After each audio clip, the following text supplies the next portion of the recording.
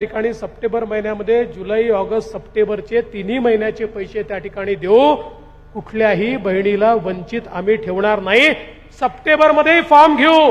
कोणाचाही फॉर्म जोपर्यंत शेवटचा फॉर्म येत नाही आम्ही थांबणार नाही. पण काही लोक योजना बंद करायच्या पाठीशी लागले आहेत. हायकोर्टमध्ये गेले. हायकोर्टाला सांगितलं योजना बंद करा, चुकीची योजना आहे.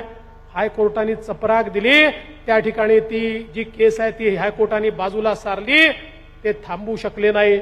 आणि मग रोज नवीन नवीन गोष्टी या ठिकाणी बोलतात. योजना कशी बंद करता येईल असा प्रयत्न करतात. खरं म्हणजे यांची नियत काय आहे आपण लक्षात घ्या. महायुतीचं सरकार गेल्यानंतर महाविकास आघाडीचं सरकार आलं. त्यांनी पहिलं काम काही केलं असेल, महायुतीच्या काळातल्या सगळ्या योजना त्यांनी बंद केल्या. आताही त्यांना हेच करायचं आहे.